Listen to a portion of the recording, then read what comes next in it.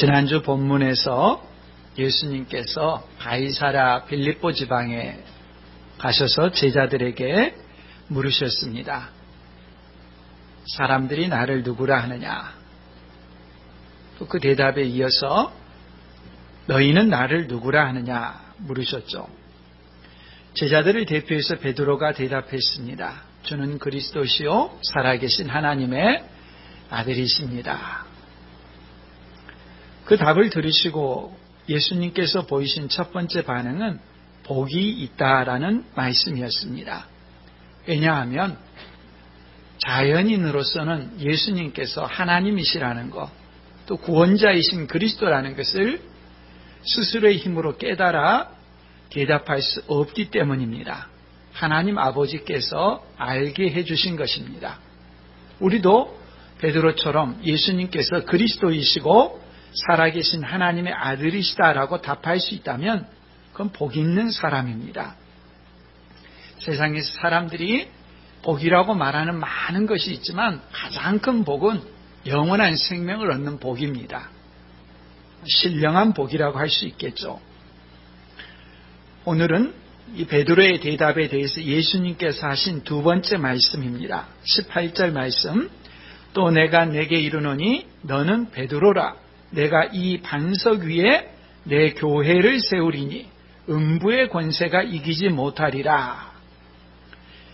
이 반석 위에 내 교회를 세우리니 오늘 말씀의 제목이기도 합니다. 이 반석 위에 영어로 하면 on this rock이지 않습니까? 저희 교회 홈페이지 주소가 on this rock입니다. 교회 이름이 이 말씀에서 나왔다는 것을 아마 알고 계실 것입니다. 반석 위에 교회 할 때 반석 위에라는 표현은 성경 두 곳에서 나왔습니다. 마태복음 16장 18절 이 말씀과 산상수훈 마무리 부분에 나오는 마태복음 7장 24절 말씀입니다. 그러므로 누구든지 나의 이 말을 듣고 행하는 자는 그 집을 어디에 지은? 반석 위에 지은 지혜로운 사람 같으리니. 마태복음 16장 18절 반석 위에는 바른 신앙 고백의 기초 위에 세워진다는 말씀이고, 마태복음 7장의 말씀은 그 신앙 고백에 부끄럽지 않은 순종의 삶을 이렇게 쌓아간다는 그런 말씀입니다. 예수님께서 세우신 교회에서 예수님의 말씀에 순종하며 살아가는 삶, 저희 교회의 이름입니다. 예수님께서 이 반석 위에 내 교회를 세우리니 할 때 예수님의 교회를 세우신다는 말씀이 어떤 의미인가? 오늘 우리가 함께 상고하려는 내용입니다. 우리 주변에 보면은 교회라는 이름의 십자가 표시와 건물들이 곳곳에 많이 있습니다. 성경을 읽다 보면 의외로 복음서에 교회라는 말이 아주 드물게 나옵니다. 이 사복음서 중에 교회라는 말은 3번 나옵니다.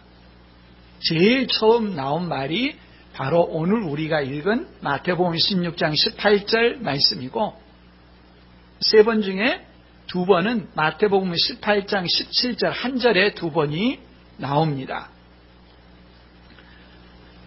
신약성경 다른 곳에서는 교회라는 이름이 물론 많이 나오죠. 사도 바울이 보내는 편지들은 교회에 보내는 편지죠. 로마서 하면은 로마 교회에 보내는 편지, 고린도 전후서 하면 고린도 교회에 보내는 편지, 갈라디아서 하면 갈라디아 지역에 있는 교회에 보내는 편지, 또 교회론을 주제로 쓴 에베소서 같은 경우는 에베소 지역에 보내는 편지, 골로새서는 골로새 지역에 있는 교회에 보내는 편지, 이렇습니다. 복음서에는 거의 나오지 않는 교회라고 하는 단어가 예수님께서 승천하신 다음에는 많이 등장하는 것을 볼 수 있습니다. 여기서 우리는 한 가지 생각을 하게 됩니다. 예수님께서 세상에 오셔서 처음 선포한 것은 무엇이었죠? 천국, 하나님 나라였습니다. 회개하라, 천국이 가까이 왔느니라. 이것은 예수님께서 세상에 오셔서 이루고자 하시는 목표를 선언한 것입니다. 공생의 처음에도 천국 하나님 나라를 선포했고 사도행전 1장에 보면 예수님께서 승천하시기 전에도 하나님 나라, 천국을 선포하셨습니다.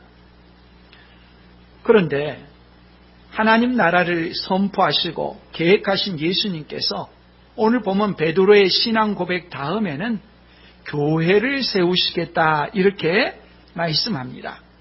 또 실제로 예수님께서 하나님 나라를 선포하셨는데 십자가에 달려 죽으시고 부활하시고 승천하신 다음에 나타나는 것은 교회였습니다. 자연히 우리가 이 부분에 대해서 묻게 되겠죠. 예수님께서는 하나님 나라를 선포하셨는데 실제 이 세상 가운데 나타난 것은 교회다. 왜 그럴까? 어떤 의미가 있을까? 어떤 관계가 있을까?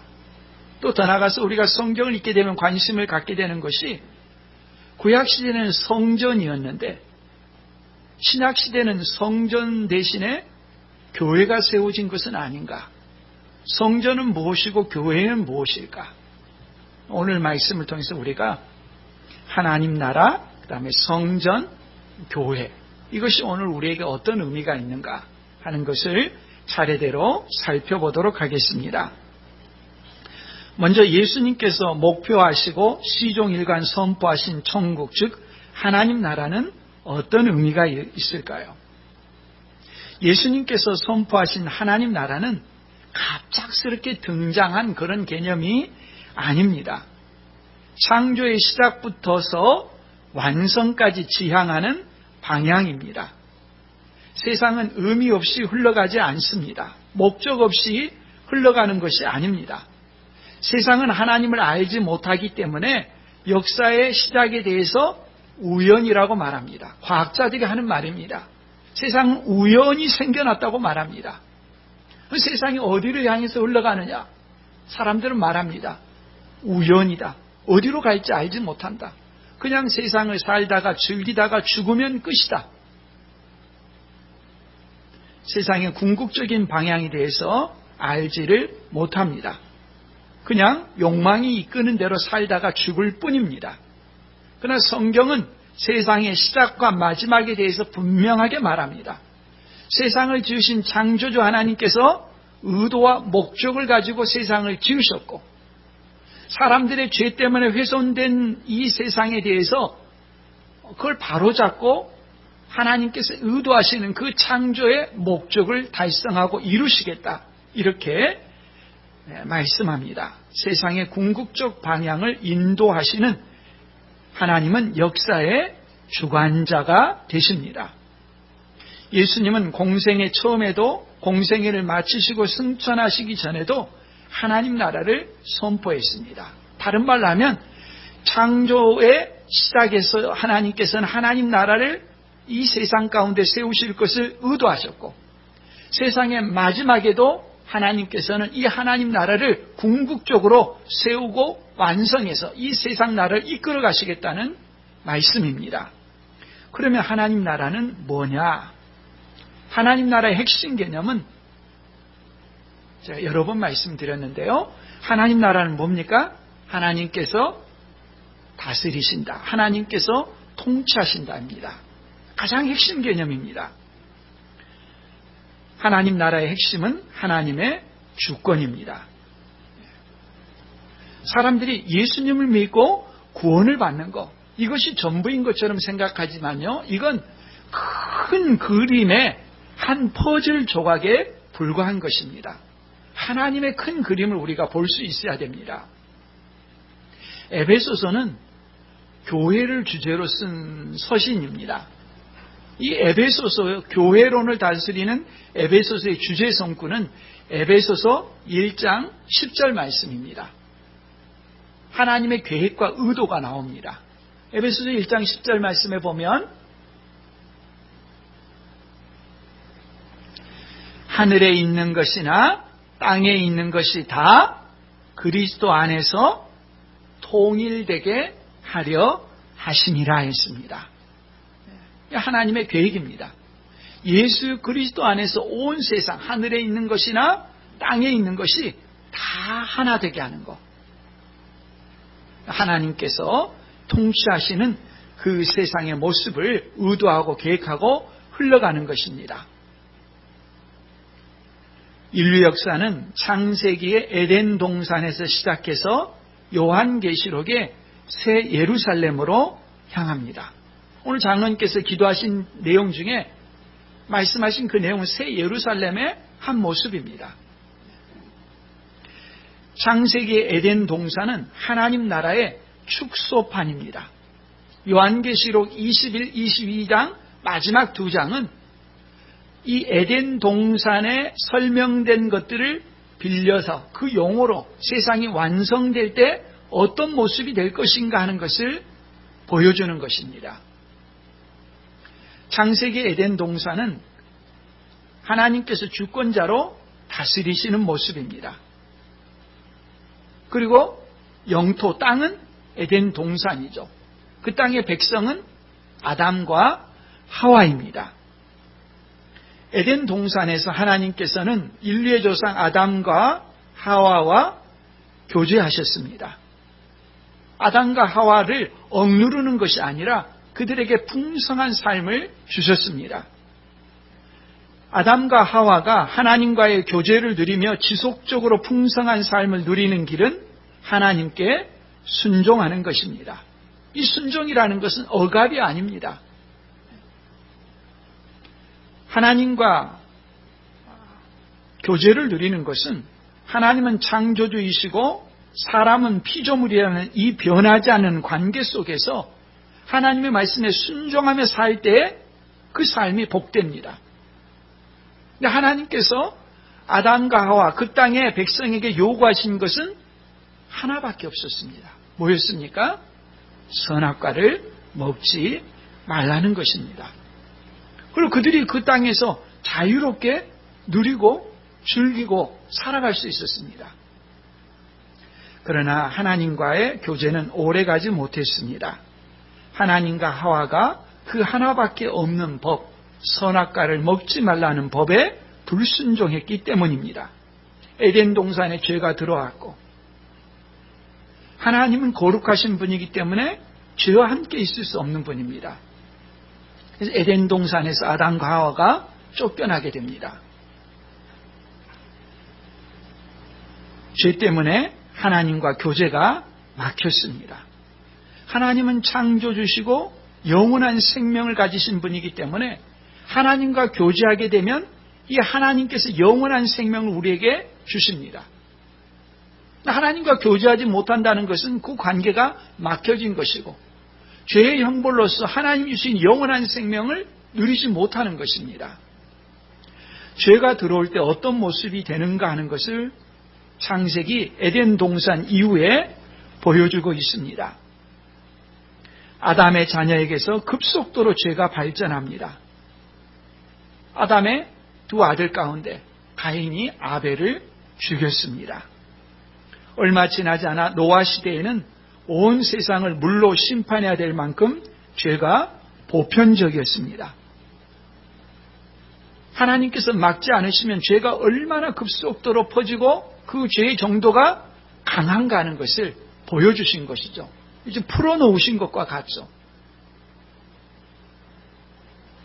세상을 물로 심판하신 하나님께서는 그럼에도 불구하고 하나님 나라를 건설하려는 계획을 포기하지 않으십니다. 어떤 방식으로 하나님 나라를 건설하느냐? 온 세상이 악으로 가득 차 있는데 그 중에 한 사람을 부르셨습니다. 창세기 12장에 나오는 아브라함이죠. 75세가 될 때까지 자식을 낳지 못한 사람이었습니다. 그런 그 아브라함을 부르셔서 복을 주시겠다고 약속하십니다. 모든 민족의 조상이 되게 하겠다고 약속하십니다. 하나님의 백성을 아브라함을 통해서 만들어 가시겠다는 것입니다. 그 아브라함의 자손이 애굽에 가서 자녀들을 이렇게 많이 낳고 번성했습니다. 이집트의 통치자 바로가 그 이스라엘 백성들을 노예로 삼아가지고 종살이 시켰습니다. 하나님께서 아브라함과 체결한 언약을 기억하시고 모세를 보내신 다음에 이집트에 10가지 재앙을 내리시고 그 백성들을 구원해 내셨습니다. 그리고 시내산으로 데려가셨습니다. 시내산에 데려가셔서 하나님께서 시내산에 임재하시고 그들에게 말씀을 선포하십니다. 뭐라고 하느냐? 출애굽기 19장 5절 6절 말씀입니다. 세계가 다 내게 속하였나니 너희가 내 말을 잘 듣고 내 언약을 지키면 너희는 모든 민족 중에서 내 소유가 되겠고 너희가 내게 대하여 제사장 나라가 되며 거룩한 백성이 되리라. 너는 이 말을 이스라엘 자손에게 전할지니라. 하나님 나라를 세우시겠다는 그 하나님의 계획이 이스라엘 백성들, 노예 생활하는 이스라엘 백성을 출애굽시켜서 시내산에 데리고 오신 다음에 내가 너희를 통치하는 하나님 나라를 만들겠다. 너희는 내 백성이 되겠느냐? 초청을 했습니다. 이스라엘 백성이 듣고 어떻게 합니까? 감지독자할 일이죠. 그렇게 하겠습니다. 언약을 체결했습니다. 시내산 언약입니다. 하나님의 주권이 있고 이스라엘 백성이 있고 뭐가 없습니까? 땅이 없습니다. 땅은 어떻게 합니까? 이제 가나안 땅을 주실 것입니다. 하나님께서 이스라엘 백성을 통치하신다면 통치의 법이 있겠죠. 통치의 규범 법이 무엇입니까? 십계명을 포함한 율법의 내용입니다. 출애굽기 24장까지의 내용입니다. 문제가 있습니다. 이스라엘 백성들이 이 하나님의 계명을 잘 지킬 수 있을까요? 이미 아담과 하와는 에덴 동산에서 그 하나의 계명도 지키지 못해가지고 쫓겨났는데 십계명을 포함한 그 내용들을 과연 지킬 수 있을까요? 당연히 지키지 못할 것입니다. 하나님께서 이스라엘 백성 중에 임재하셔서 그 나라 가운데 거하시고 통치하고 다스리러 가는데 그들이 죄를 지으면 그들 가운데 거룩하신 하나님이 계실 수가 없는 거죠. 이 문제를 어떻게 해결해야 됩니까? 그래서 이 법을 주시자마자 출애굽기 25장부터 나오는 내용이 무엇인가 하면 성막에 관한 내용입니다. 성막은 뭐냐? 하나님께서 임재하시는 장소입니다. 자기 백성과 만나시며 교제하는 곳입니다. 온 세상을 통치하시는 곳입니다. 성막을 짓도록 설계도를 주셨습니다. 성막은 이스라엘 백성이 옮겨가는 동안에는 옮겨가면서 이렇게 지을 수 있는 텐트의 형태였고 이스라엘 백성이 가나안 땅에 들어간 다음부터는 솔로몬이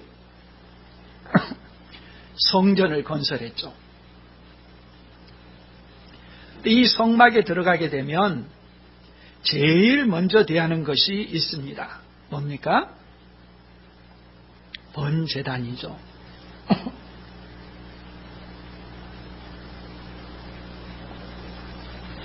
성막에 들어갈 때 제일 먼저 대하는 것이 번제단이라는 것은 번이라고 하는 것은 태울 번자입니다.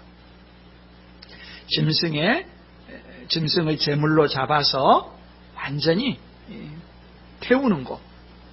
이것이 번제단이죠.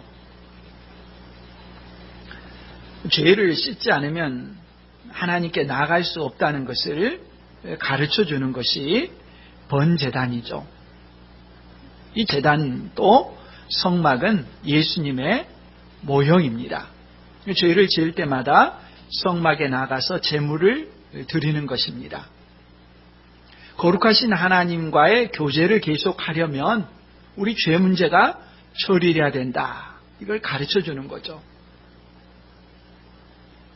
그러면 이스라엘 백성들은 제사장 나라로서 자신들의 사명에 충실했느냐? 이후에 나오는 구약 성경의 내용은 이스라엘 백성들이 하나님과의 관계에 있어서 성실하지 못했다는 것을 보여줍니다.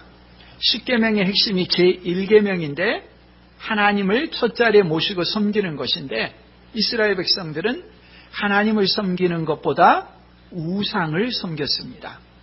이 세상에서 많이 소유하고 누리는 것이 인생의 가장 중요한 목적이 되었습니다.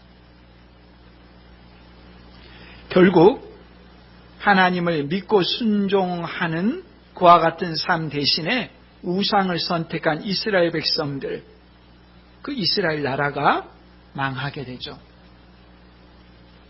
그럼에도 불구하고 하나님 나라 건설을 포기하지 않으십니다. 이 하나님 나라가 구약에서 이스라엘 나라를 세우는 형태로서 모형으로 나타났는데, 이 이스라엘 나라는 하나님을 왕으로서 그 통치를 받는 삶에 실패함으로 구약의 시대가 끝나게 되는 거죠. 그럼에도 불구하고 하나님 나라를 건설하려는 하나님의 열심이 중단되지 않습니다. 어떤 식으로 계속됩니까? 하나님께서 친히 세상에 오셨습니다. 그분이 예수님이죠. 그 예수님께서 세상에 오심에 대해서 마태복음 1장 23절 말씀에 보면, 보라, 처녀가 잉태하여 아들을 낳을 것이요 그의 이름은 임마누엘이라 하리라 하셨으니, 이를 번역한즉 하나님이 우리와 함께 계시다 함이라. 하나님이 우리와 함께 계신 그 임마누엘, 예수님입니다. 구약의 성막은 이스라엘 백성들이 하나님과 언약을 체결한 다음에 그 이스라엘 나라를 다스리기 위해서 하나님께서 임재하시는 그 상징이라고 했습니다. 거룩하신 하나님 앞에 이스라엘 백성이 나아가기 위해서는 죄를 처리해야 되기 때문에 그 죄를 처리하고 하나님의 임재 앞으로 나아가는 것, 하나님과 계속 교제할 수 있게 하는 그 상징적인 표시가 성막이고 성전이라고 했습니다. 이스라엘 불순종에서 나라가 망했습니다. 그럼 성막과 성전은 어떻게 된 것입니까? 그 성막과 성전이 실제로 가르치신 하나님의 임재하심, 하나님의 우리와 함께 하시는 그 예수님이 세상에 오신 것이죠. 예수님이 세상에 오신 것은 성전, 성막이 우리 가운데 처진 것과 같습니다. 구약 이스라엘의 성막으로 보여주신 그 실제는 예수님입니다. 예수님이 십자가에 달려 죽으심으로 성전과 지성소를 가리던 그 휘장이 찢어졌죠. 마가복음 15장 37, 38절 말씀에 보면, 예수께서 큰 소리를 지르시고 숨지시니라, 십자가에 달려 죽으신 것이죠. 이에 성소 휘장이 위로부터 아래까지 찢어져 둘이 되니라. 이 성전은 성소와 지성소가 있는데 그 사이를 가로막는 것이 휘장이죠. 1년에 한 번 대속죄일 때 오직 대제사장만이 그 안에 들어갈 수 있죠. 그런데 이 가리던 휘장이 예수님이 십자가에 달려 죽으시는 순간 찢어졌다고 했습니다. 죄 때문에 우리가 하나님 앞에 나갈 수 없었는데 예수님이 십자가에 달려 죽으시는 순간 그 육체의 죽으심으로 지성소에 들어가는, 하나님 임재 앞으로 가는, 하나님과 교제하는 것을 가로막던 휘장이 찢어진 것이죠. 우리는 예수님의 피를 힘입어 이제 담대하게 하나님의 보좌 앞에 나아가고 하나님과 교제할 수 있게 된 것이죠. 이제는 더 이상 구약의 성전 제사나 제사장을 통해서 하나님께 나아가지 않습니다. 예수님이 십자가에 달려 죽으심으로 우리는 언제 어디서나 담대하게 하나님의 보좌 앞에 나아가 하나님과 교제할 수 있는 길이 열려진 것입니다. 구약의 이런 성전이나 성막의 제사 제도는 우리가 하나님께 나아가기 위해서는 반드시 죄가 처리해야 된다는 것을 가르쳐주기 위한 것이었습니다. 예수님께서 십자가에 달려 죽으심으로 우리 죄의 형벌을 대신 지시고 피 흘려 죽는 제물로서 자신을 바치심으로 이 제사제도, 성전제도가 완성된 것임을 알 수 있습니다. 우리는 이제 하나님을 만나기 위해서 제물을 들고 성전으로 가지 않습니다. 예수님이 십자가에서 그 모든 것을 다 완성했기 때문이죠. 그렇다면 구약의 성전은 오늘 신약시대에 어떤 의미가 있을까요? 신약시대에는 구원받은 모든 성도들이 다 하나님의 성전입니다. 고린도전서 3장 16절 말씀에 너희는 너희가 무엇인 것과 하나님의 성전인 것과, 왜 하나님의 성전입니까? 하나님의 성령이 너희 안에 계시는 것을 알지 못하느냐 했습니다. 구약의 성전이 상징하는 것은 무엇입니까? 하나님께서 그곳에 거하시는 것입니다. 하나님께서 성전에 거하셔서 이스라엘 백성을 다스리는 것이 성전입니다. 그 하나님이신 성령께서 어디에 지금 거합니까? 성도 안에 거하십니다. 예수 그리스도 신앙 고백하는 그 모든 성도에게 성령께서, 하나님께서 임재해 계십니다. 그러니 성도가 성전인 것이죠. 고린도후서 6장 16절 말씀도 하나님의 성전과 우상이 어찌 일치가 되리요? 우리는 살아계신 하나님의 성전이라. 이와 같이 하나님께서 이르시되 내가 그들 가운데 거하며 두루 행하여. 왜 하나님의 성전입니까? 내가 그들 가운데 거하며 두루 행하여 나는 그들의 하나님이 되고 그들은 나의 백성이 되리라. 하나님께서 성도들 가운데 거하시기 때문에 성전인 것입니다. 특별히 고린도 교회 성도들은 성도라고 하기에는 정말 도덕적으로 수준이 굉장히 낮았습니다. 그런데도 그들을 사도 바울은 너희가 성전이다 이렇게 부릅니다. 예수 그리스도를 믿고 신앙 고백하는 성도들에게는 누구나 예외 없이 성령께서 내주하십니다. 하나님께서 내주하셔서 하나님과 교제합니다. 구약시대는 율법의 돌판에 계명이 새겨졌지만 신약시대는 성령께서 그 사람 안에 오셔서 그들에게 끊임없이 교제하며 말씀하십니다. 죄를 지면 아파하는 마음을 주시고 회개하고자 하는 마음을 주시고 고백하게 하시고 삶을 바꾸도록 성령께서 그 사람 안에 오셔서 인도하시는 것입니다. 이제 우리는 하나님을 만나고 교제하기 위해 멀리 떨어진 어떤 곳으로 가지 않습니다. 갈 필요도 없습니다. 구약 성도들처럼 제물을 바치지도 않습니다. 예수님께서 모든 죄의 형벌을 대신해서 주셨기 때문입니다. 하나님과의 가로막혀 있었던 그 죄의 장벽이 허물어졌습니다. 하나님 나라는 하나님의 다스림, 통치하심을 강조합니다. 성전은 하나님의 임재와 교제를 강조합니다. 그럼 교회는 무엇입니까? 교회는 하나님의 백성들의 공동체입니다. 예수님을 그리스도로 고백하는 사람들의 모임, 이것이 교회입니다. 예수님께서 베드로의 신앙 고백 후에 내 교회를 세우시겠다고 말씀하시는 것은 예수 그리스도를 믿고 죄의 용서함을 받은 하나님의 백성들의 공동체를 세우시겠다는 말씀입니다. 여기서 우리는 몇 가지 내용을 정리할 수 있습니다. 먼저 교회는 건물이 아닙니다. 건물을 지어놓고 성전이다 이렇게 말하는 사람들이 있죠. 성전은 구약시대 예루살렘 성전만 있었습니다. 건물로 말하자면요. 그 이유는 없습니다. 건물로서는요. 성전을 짓자라고 하면서 건물을 짓는다고 한다면 잘못된 표현입니다. 성전은 무엇입니까? 예수 그리스도를 믿는 사람들이 성전입니다. 또 교회를 짓자라고 하면서 건물을 짓는 사람들이 있는데 이것 역시 잘못된 표현입니다. 건물은 성도들이 모여서 예배드리는 장소, 예배당입니다.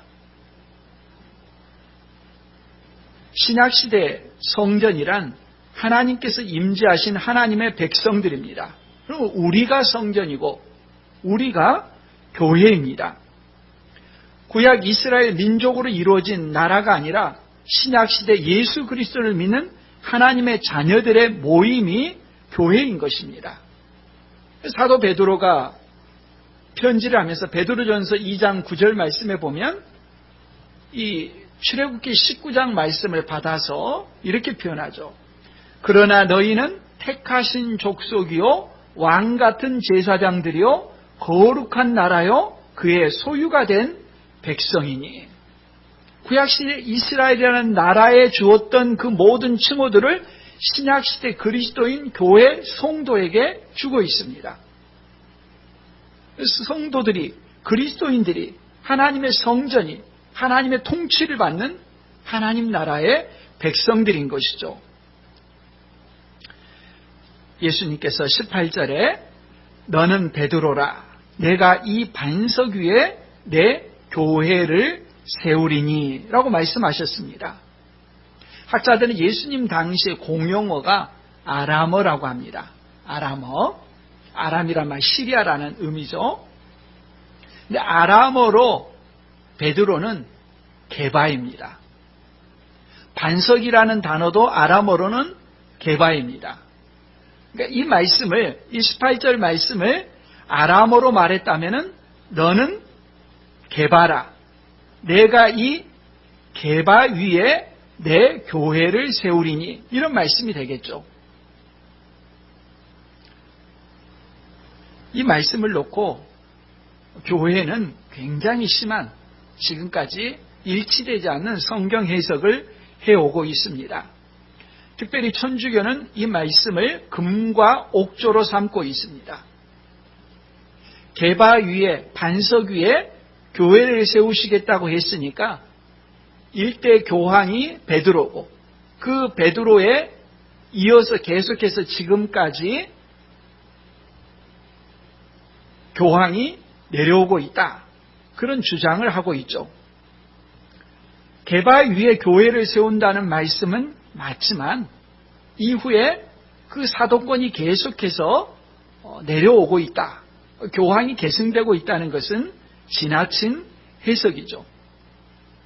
여기 말씀에서 보면 베드로의 신앙 고백 후에 예수님께서 베드로에게 이 게바 위에, 반석 위에 내 교회를 세우시겠다는 말씀이 어떤 의미인가?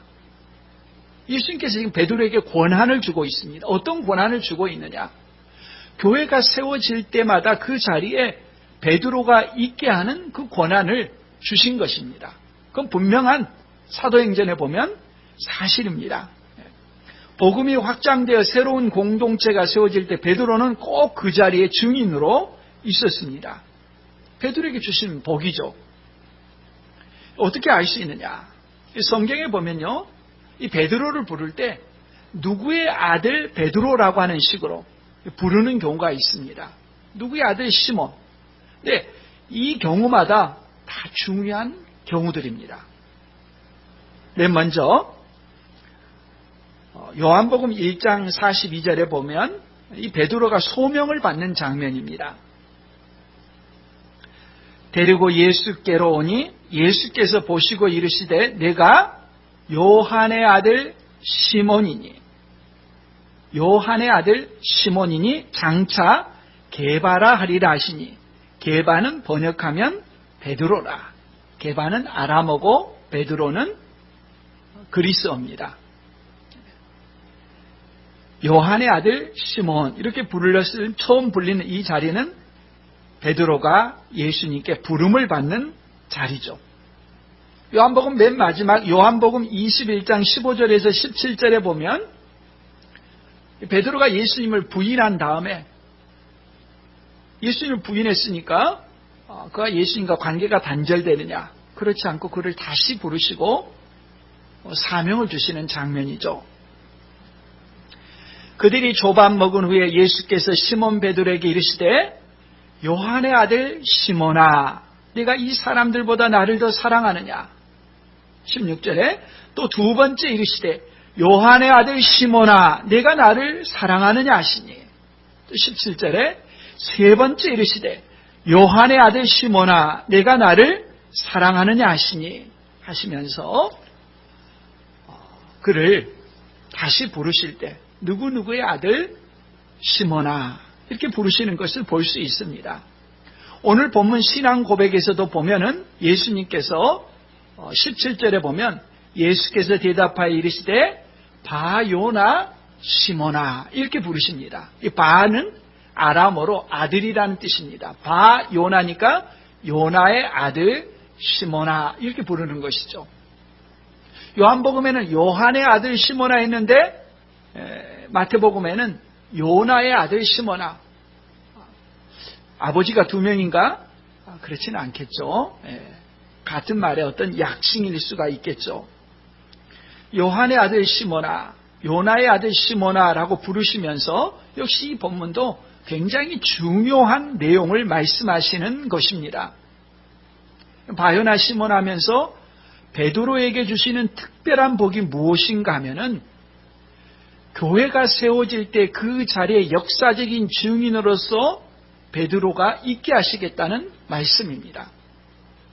교회가 세워지는 내용을 담고 있는 것이 사도행전이지 않습니까?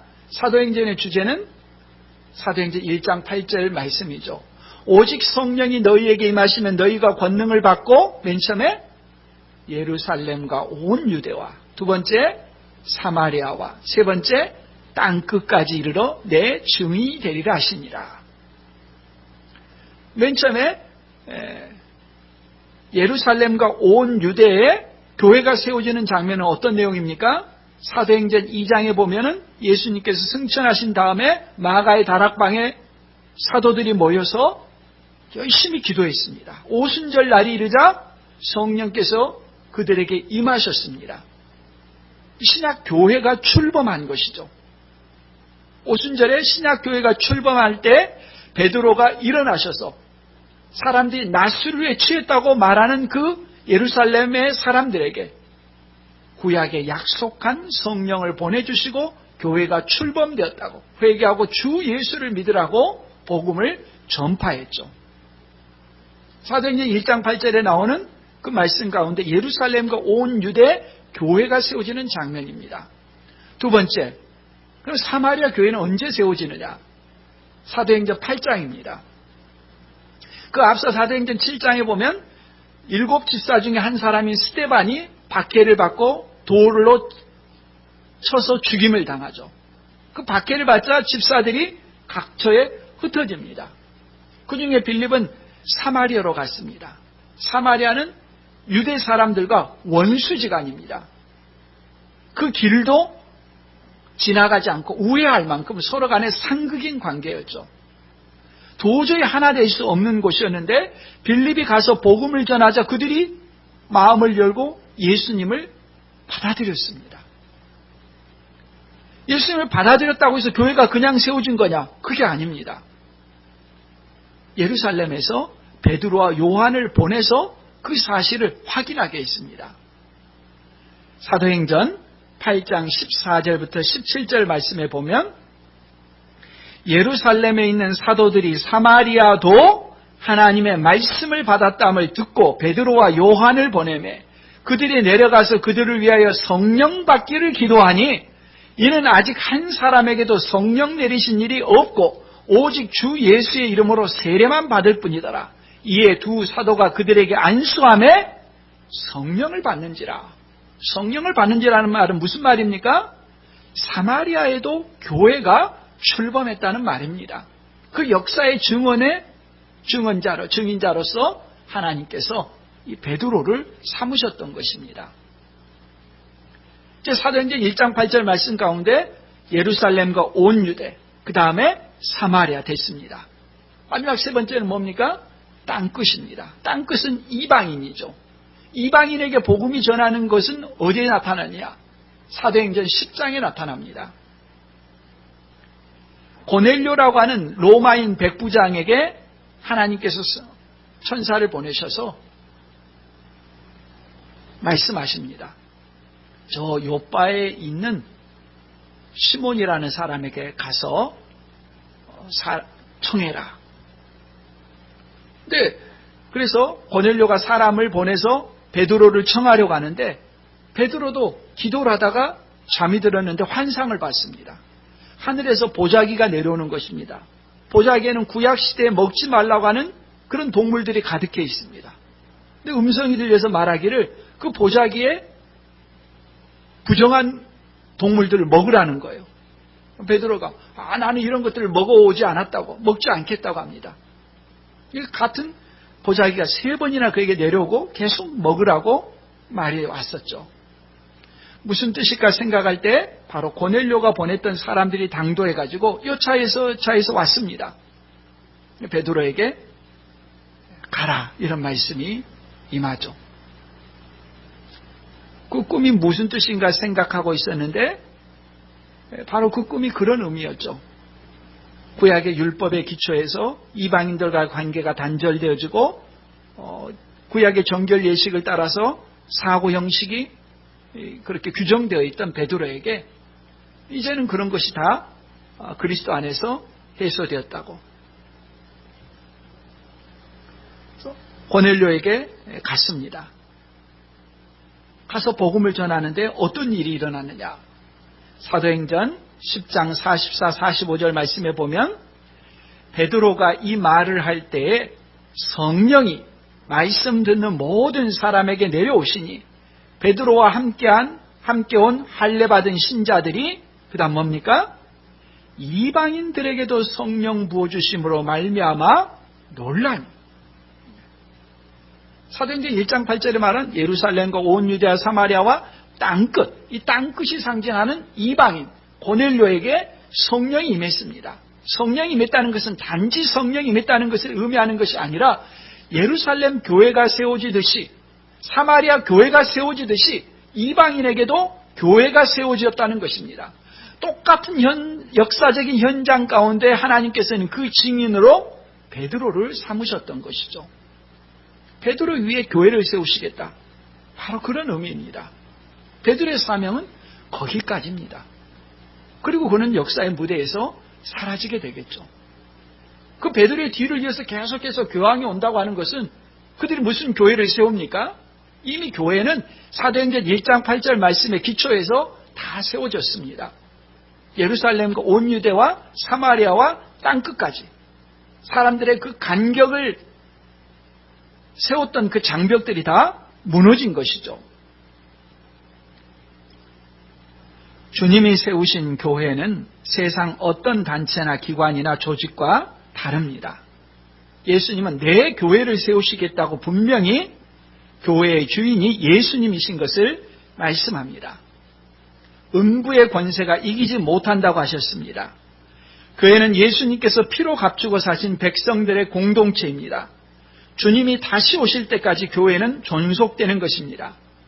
지금까지 수많은 나라들, 기업들, 단체들이 흥망성쇠를 거듭했지만 교회는 주님의 보호 아래서 주님이 오실 때까지 지속되는 공동체인 것입니다. 교회를 대적하는 것은 주님의 눈동자를 대적하는 것과 같습니다. 교회는 천국 열쇠를 가지고 있습니다. 19절에 보면 내가 천국 열쇠를 내게 주리니 내가 땅에서 무엇이든지 매면 하늘에서도 매일 것이요 내가 땅에서 무엇이든지 풀면 하늘에서도 풀리리라 하시고, 교회가 가진 권세입니다. 세상은 그 누구도 이런 권세가 없습니다. 교회에서 진리의 말씀이 선포되고 그 말씀에 순종하는 사람들에게 영원한 생명, 천국에 들어가게 하시겠다는 약속의 말씀이죠. 교회에서 진리가 선포되는데 그 진리의 말씀을 거역하고 대신하고 불순종하게 되면 영원한 천국에 들어가지 못한다고 하는 주님의 말씀입니다. 교회가 가지고 있는 권세입니다. 어떤 이유로건 교회를 가볍게 여기서는 안 되는 것입니다. 큰 교회라고 해서 더 능력이 있거나 작은 교회라고 해서 더 능력이 없거나 하는 것이 아닙니다. 주님의 이름으로 모인 교회는 모두가 다 이와 같은 권세가 있습니다. 진리의 말씀이 선포될 때 아멘으로 받아들이게 되면 그 사람은 영원한 생명을 얻습니다. 이 세상 어떤 기관이나 단체, 국가에도 이런 권한을 주시지 않고 오직 예수 그리스도의 이름으로 모이는 신앙 공동체, 교회에 이런 권세를 주셨습니다. 하나님의 백성들은 교회에 소속되게 하셨습니다. 가끔 사람들 가운데 그런 말을 하시는 분이 있습니다. 교회 가면 사람들과 얽히고 설키는 것이 나는 싫다. 조용히 예배드리고 가면 안 되겠는가. 그런 목적 때문에 큰 교회를 찾는 분들도 있는 것으로 알고 있습니다. 그러나 왜 주님이 교회를 세우셨는가 하는 것을 우리가 알아야 합니다. 주님은 세상을 떠나시면서 승천하시면서 하나님의 자녀들이 세상 속에서 성장하고 돕도록 보호하는, 양육받도록 하는 공동체를 세우셨는데 그것이 교회입니다. 그래서 믿음의 선배들이 했던 유명한 말이 있습니다. 하나님을 아버지로 모시고 있는 성도들에게 교회는 어머니와 같다는 것입니다. 교회는 우리에게 보호막, 울타리가 될 뿐만 아니라 교회를 통해서 우리가 주님께서 의도하시는 하나님 나라의 백성으로, 통치를 받는 백성으로 거룩하게 성장하도록 이끄시는 그런 역할을 하는 것입니다. 교회는 보호의 울타리고 양육의 훈련장입니다.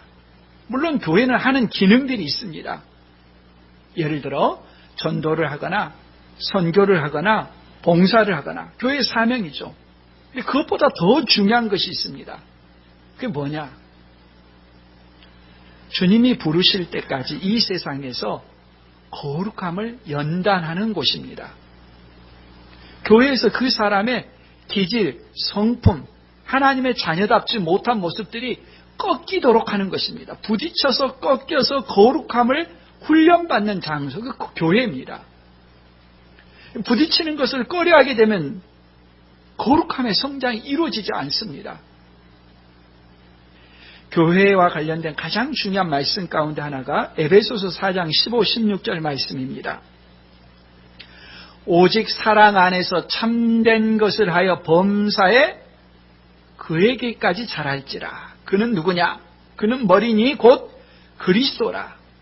그에게서 온 몸이 각 마디를 통하여 도움을 받음으로 연결되고 결합되어 각 지체의 분량대로 역사하여 그 몸을 자라게 하며 사랑 안에서 스스로 세우느니라. 교회에 대한 가장 좋은 비유가 뭐냐면 바로 본문에 나오는 몸의 비유입니다. 놀라울 정도의 비유입니다. 이 몸의 머리가 뭡니까? 예수님이라고 합니다. 예수님이 머리고 우리는 그 예수님을 머리로 하는 몸의 한 부분입니다. 한 부분이 비대하면 그 몸이 정상이겠습니까? 아니죠. 한 부분의 몸이 약하면 손가락질 할 수 있겠습니까? 전체가 고통을 받는 것이죠. 각 부분들이 서로 조화를 이루며 그리스도의 장성한 분량까지 자라는 게 교회의 목표입니다. 믿음이 성장해지고 거룩해지는 공동체의 모습, 교회를 세우신 목표인 것이죠. 교회를 통해서 하나님께서는 성도들을 거룩하게 만들어 가십니다. 우리가 신앙 고백을 하고 교회에 가입하게 되면 그건 첫 단계입니다. 시작인 겁니다. 교회를 통해서 그 사람이 거룩함으로 성장해 가야 하는 것입니다. 사회에서는 회원 가입에 자격을 두고 제한을 둘 수 있습니다. 근데 교회는 그런 게 없습니다. 누구든지 예수님을 그리스도로 고백하는 사람은 다 교회에 들어옵니다. 들어오자마자 부딪힙니다. 세상은 자격 제한을 둬가지고 끼리끼리 모여서 말이 통할 수 있지만 교회는 그게 없거든요. 신앙 고백만 같으면 누구나 다 들어올 수가 있습니다. 그러다 보니까 각종 사람들이 교회 안에 다 있습니다. 죄인들의 기질이 넘쳐납니다.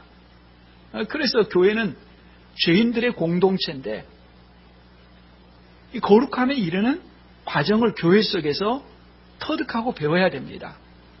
얼마나 위대한 일을 사회 속에서 실천했느냐, 그것이 중요한 게 아니라 내가 교회 속에서 어떻게 거룩하게 변화되어 가느냐, 이게 중요한 것입니다. 말하자면 이런 거죠. 다 화내는 사람들인데 누가 더 늦게 화를 내느냐, 그런 모습으로 변화되어 가는 것입니다.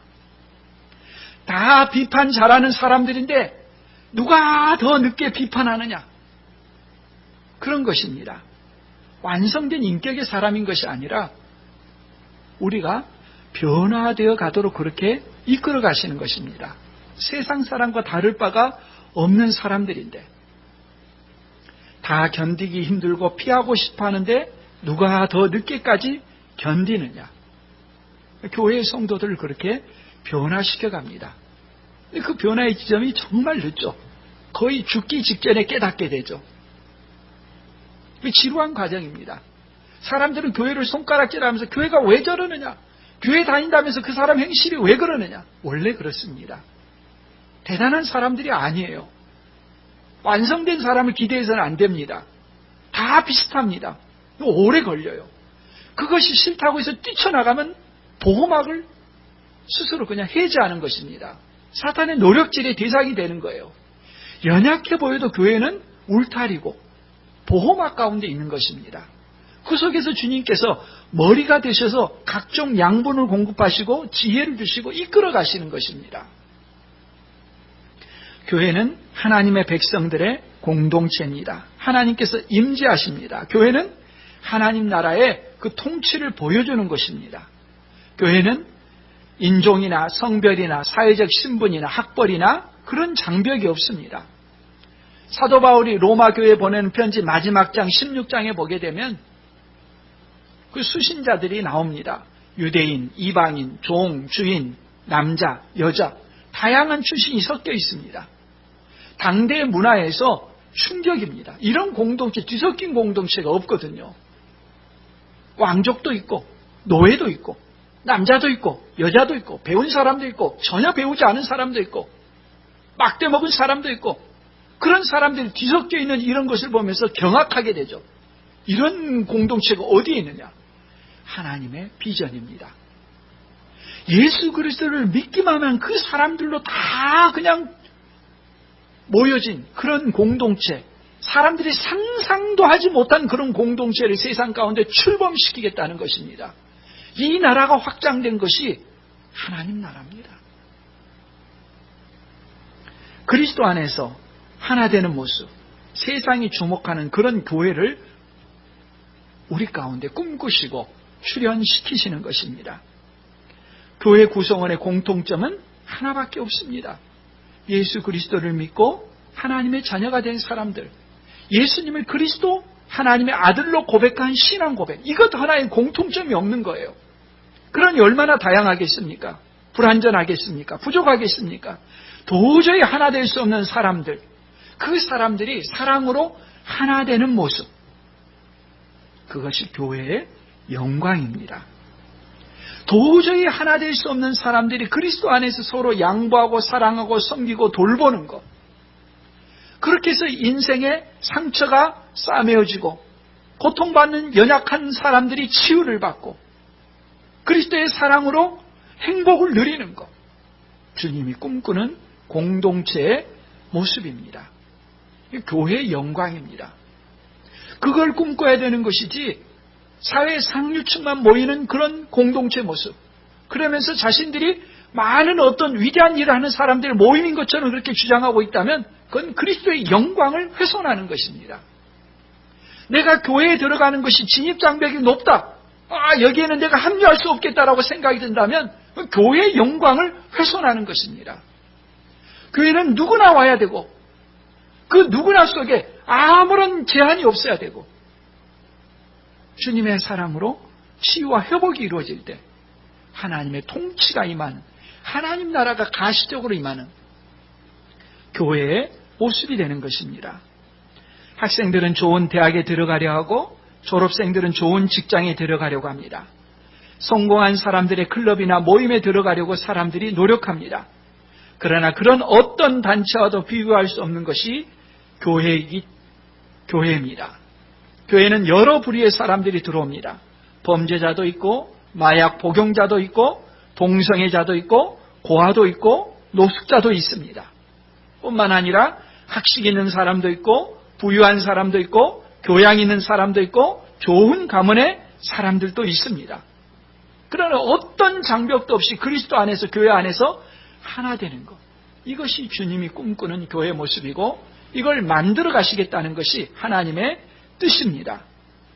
교회는 이 세상에서 존재하는 것 가운데 교회보다도 더 하나님의 사랑을 받는 모임, 단체, 기관은 없습니다. 교회는 하나님의 지극한 최상의 사랑을 받는 공동체입니다. 때문에 교회를 사랑하는 사람은 하나님의 특별한 은총을 입습니다. 우리가 주님 앞에 섰을 때 네가 세상에서 무슨 위대한 업적을 남겼느냐, 그걸 묻는 것이 아닙니다. 네가 소속된 공동체, 교회에서 어떻게 섬겼느냐, 그 교회 속에서 너의 인격이 어떻게 주님을 닮은 자로서 변화되었느냐, 네 주변에서 네가 고통당하게 만든 사람들을 향해서 어떻게 섬겼느냐, 이걸 보시는 것입니다. 교회 속에서 우리가 무엇을 배우고 무엇을 섬겨야 되는지를 깨닫고 날마다 거룩해지는 우리 모두가 될 수 있기를 바랍니다.